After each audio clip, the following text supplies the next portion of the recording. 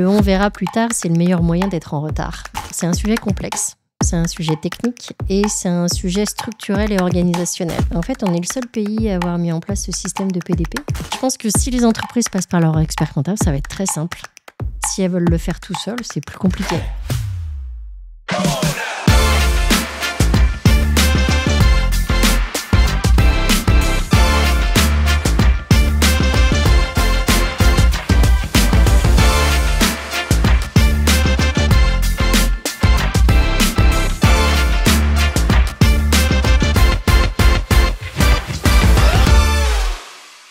Alors bonjour à tous, aujourd'hui on va parler de facture électronique. Vous allez peut-être croire c'est redondant, et bien pas du tout. Et pour ça, j'ai appelé une spécialiste qui est juste en face de moi. Elle s'appelle Béatrice. Bonjour Béatrice. Bonjour Florian. Est-ce que tu peux, avant qu'on rentre dans le sujet, te présenter et parler de ton entreprise ? Alors, je suis Béatrice Piquer et je suis directrice générale de Septéo Finance et Accounting, qui est une division du groupe Septéo, qui accompagne les entreprises et les experts comptables sur tout ce qui est automatisation de la comptabilité et gestion du cycle de vie des factures. On est au bon endroit alors. Et c'est le bon sujet, c'est le bon moment.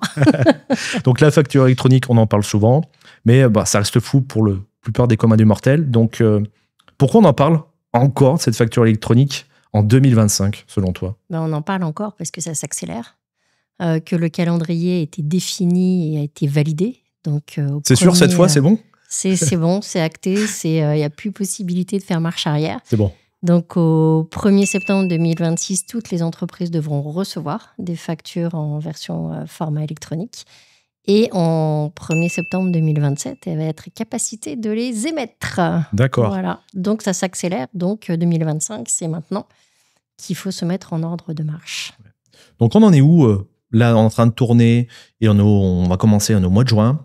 Donc aujourd'hui, au mois de juin, on en est où ? Est-ce qu'on peut dire vraiment que les éditeurs et même les experts comptables sont prêts ? Alors, on est prêt, techniquement parlant, fonctionnellement parlant. Maintenant, il y a tous les éléments à faire valider auprès de la DGFiP. Les phases pilotes ne sont pas encore terminées. Et après, d'ici la finalisation des phases pilotes, je crois qui est prévue pour fin juin, on pourra commencer à ouvrir les flux. Les immatriculations des PDP sont prévues entre juillet et septembre. Donc, à partir de là, tout va s'accélérer. On pourra accueillir des premiers clients sur la PDP Septéo. Sur les immatriculations, tu penses que tout le monde va être accepté ou pas du tout ? La période pilote, ça va être en fait où on sélectionne. Aujourd'hui, on a 87 candidats. C'est énorme. Voilà, c'est énorme. Et je crois qu'il y en a encore dans le tuyau qui sont en cours de candidature. Donc, grosso modo, on devrait atterrir entre 90 et 95 PDP. Oui, ça fait beaucoup trop, à mon avis, pour un contexte réglementaire tel que celui-ci. Est-ce qu'elles seront toutes immatriculées ? C'est la bonne question. Après, même si elles sont toutes immatriculées, l'immatriculation est valide pour 3 ans. D'accord. Donc, je pense qu'à l'issue des 3 ans, il y en aura beaucoup moins. Est-ce que tu as un retour sur les autres pays qui ont déjà la facture électronique ? Est-ce qu'il y en a, comme nous, ça va être du 90 ou tu n'en as que 2-3 dans certains pays ? En fait, on est le seul pays à avoir mis en place ce système de PDP. Donc, la chance des Français. Le seul pays qui fait les choses plus simples que les autres. Voilà. Exactement, c'est notre particularité. Non, dans les autres pays, si on prend l'Italie, ils ont fait une plateforme étatique qui était à l'origine le PPF et qui s'affranchissait de la démarche PDP. Bon, on va clarifier, on va sur la partie 1, c'est clarifier ce qu'est et ce que n'est pas une facture électronique, parce que ça reste un petit peu compliqué pour le commun des mortels. Donc toi, j'aimerais que tu me l'expliques en une phrase, c'est quoi une facture électronique ? Alors déjà, on confond souvent facture numérique et facture électronique. Oui. Donc le fait de créer un fichier numérique, Excel, Word, de le transformer en PDF et de l'envoyer par email, ce qu'on appelle une facture numérique, ce n'est pas une facture électronique. D'accord. Une facture électronique, c'est un petit peu plus que ça. En fait, elle a un format PDF, bien sûr, mais elle englobe aussi des données XML. Donc, c'est du code qui permet en fait à des machines ou à des systèmes d'information d'aller lire l'intérieur de la facture et de récupérer les données essentielles de facturation. Donc ça, c'est le premier sujet. Et le deuxième sujet, c'est que c'est une facture qui est horodatée et certifiée. Donc, elle est signée électroniquement, ce qui la rend inaliénable et non modifiable. Donc ça, en fait, ça va être plutôt pour, si je comprends bien, ça va être pour la partie robot. Et moi, j'ai mon petit PDF. pour moi, pour ma boîte. Exactement. Donc, vous, en tant qu'humain, vous allez continuer à lire votre PDF. OK. Voilà. Vous allez pouvoir l'archiver si vous voulez. Et puis, les machines, elles, les PDP, entre elles, elles vont s'échanger des flux XML pour aller justement transformer ces données, les lire et les envoyer à la DGFiP. Donc, pourquoi c'est un sujet aussi sensible, aussi technique, aussi flou? On parle de PDP, d'autres anagrammes. On s'y perd. Oui, alors c'est vrai que la réforme, elle n'est pas simple parce qu'on a plusieurs acteurs. Donc, on a les OD, les opérateurs de dématérialisation. Donc, c'est tous les systèmes d'information logiciels que vous connaissez. Après, on a les PDP, plateformes de dématérialisation partenaires, qui, elles, sont, on va dire, validées par la DGFiP. Elles reçoivent l'autorisation d'émettre et de recevoir des factures. Et puis, on a le PPF, le portail public de facturation, qui a un rôle d'annuaire, de centralisation de la donnée d'annuaire aujourd'hui. Donc, toutes les entreprises qui portent un numéro de SIRET et de sirène. Et puis, on a après du code, donc du XML, du C2I, du... Pour ça, comment tu veux t'y retrouver? Est-ce qu'il faut penser qu'au PDP? Les OD, c'est quoi? Il faudra... C'est un peu compliqué pour une entreprise. Il y a trop de choix, en fait. Voilà. Donc, ce qu'il faut que l'entreprise retienne, c'est qu'elle doit changer sa façon de faire une facture. Elle ne peut plus faire une facture sur Excel ou sur Word ou uniquement l'envoyer par email via un PDF. Elle doit forcément utiliser un système d'information qui lui permet de faire de la facturation en format conforme. D'accord. Donc, PDF, XML. Et puis, elle doit choisir une PDP, donc une plateforme de dématérialisation partenaire, qui est la voie essentielle et privilégiée par la DGFiP pour transférer les informations et les recevoir. Voilà. Question toute bête. Une entreprise, une seule PDP. Je ne peux pas en avoir plusieurs? Alors, on peut avoir une PDP en émission et une PDP en réception. D'accord. Mais par contre, vous ne pouvez pas avoir plusieurs PDP 3 pour l'émission, le même flux, par exemple. Quoi. Voilà, non. Ok. Après, dans l'idéal, on recommande d'en choisir qu'une, parce que plus vous avez de PDP, plus vous démultipliez potentiellement les coûts et la complexité. Est-ce qu'on peut parler un petit peu d'e-reporting? Oui. Alors, ça encore, on nous a rajouté ça en plus de la facture électronique. Tu nous en expliques un petit peu? Exactement. Ça va venir un petit peu, on n'en parle pas trop, mais... Alors, toutes les sociétés qui sont assujetties à la TVA doivent utiliser l'e-invoicing. Et l'e-reporting, en fait, c'est pour les flux B2C ou pour les flux internationaux. D'accord. Donc, c'est en fait, en gros, on va mettre dans un fichier la totalité de ces flux de facturation qui ne sont pas concernés par l'e-invoicing, et puis on va les transformer sous un fichier cumulé tous les, je ne sais plus quelle est la périodicité, mais bon, on va dire tous les mois, à la DGFiP. D'accord, et il faudra dire en fait l'état de ma payé, reçu. Voilà, exactement. Alors après, c'est les statuts. Donc dans ce fichier, il va y avoir les statuts obligatoires et puis après des statuts optionnels selon les besoins des entreprises.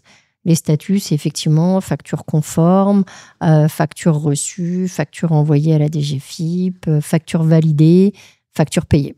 Et ça, c'est, on va dire, on ne peut pas y dissocier avec la facture électronique, c'est vraiment le même travail.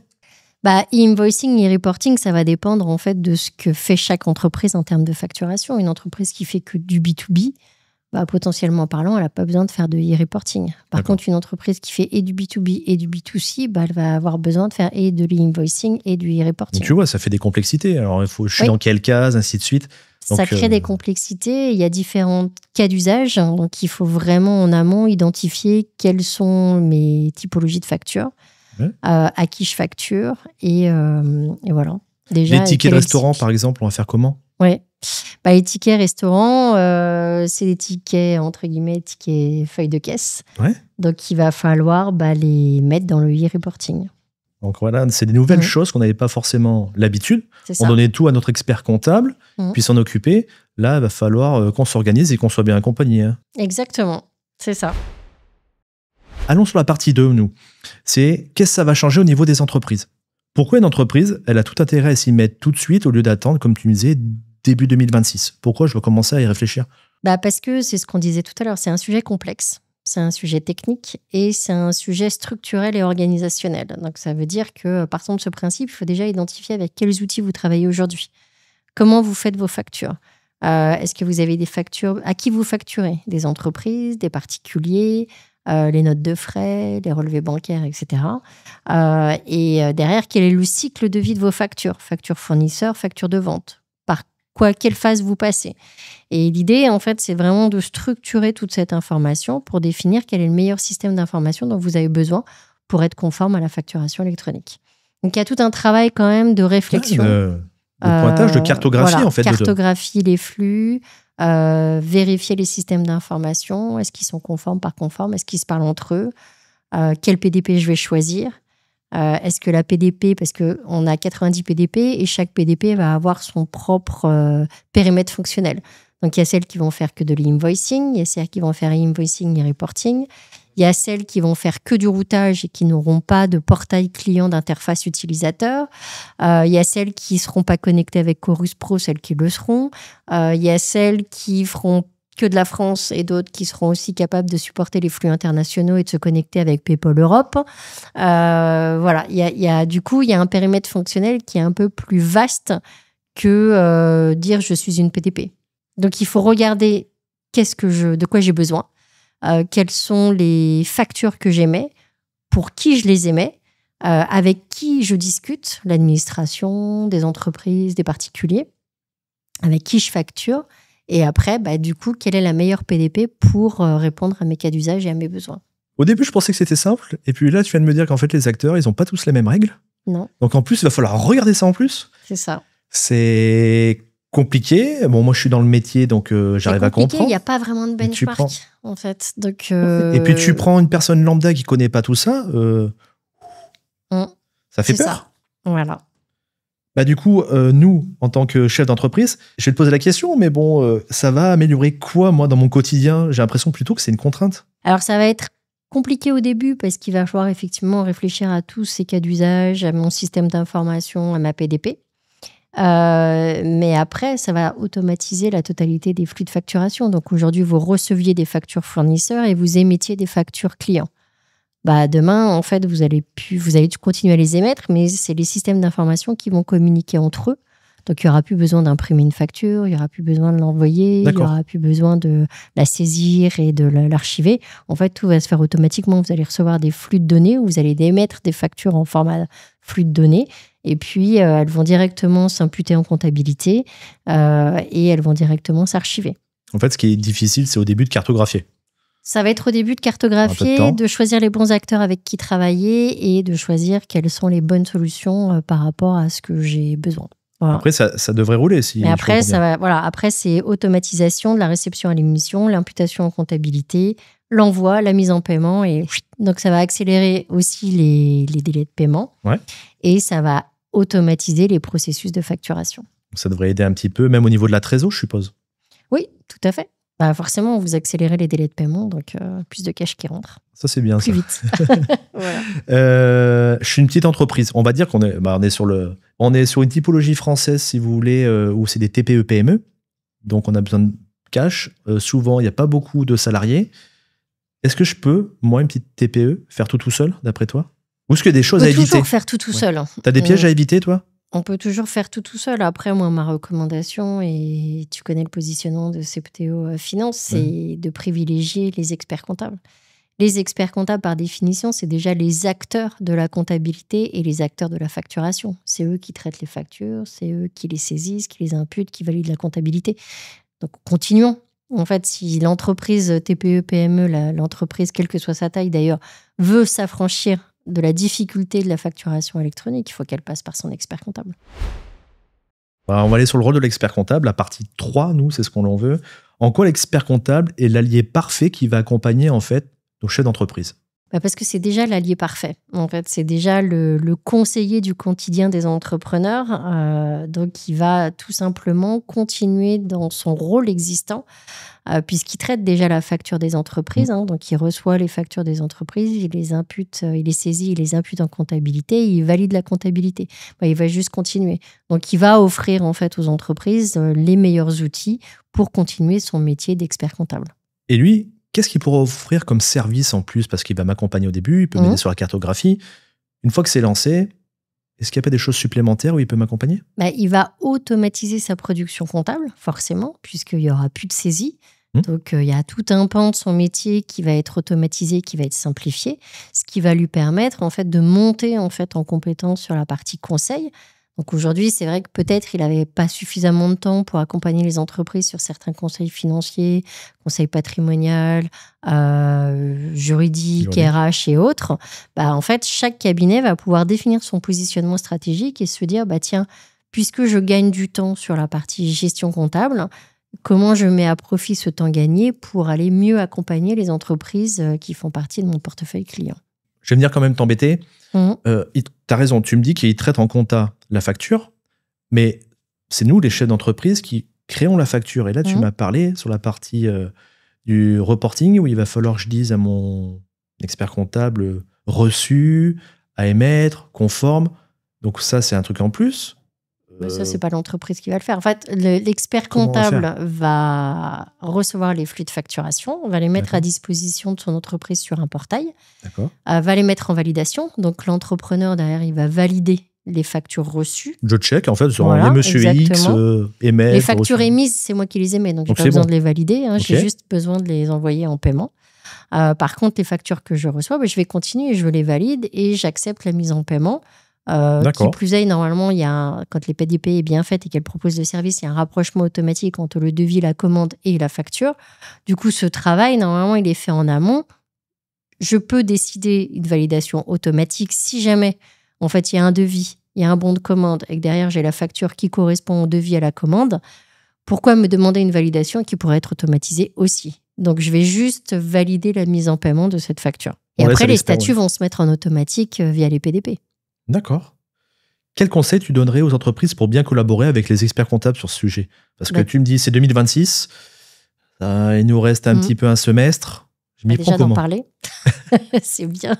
D'aller voir son expert comptable et d'en parler. Tu avais la période fiscale, donc on la laisse un peu. Donc là, on termine la période fiscale. Maintenant, ils vont pouvoir vraiment se pencher sur la facturation électronique, la PDP. Ça va s'accélérer.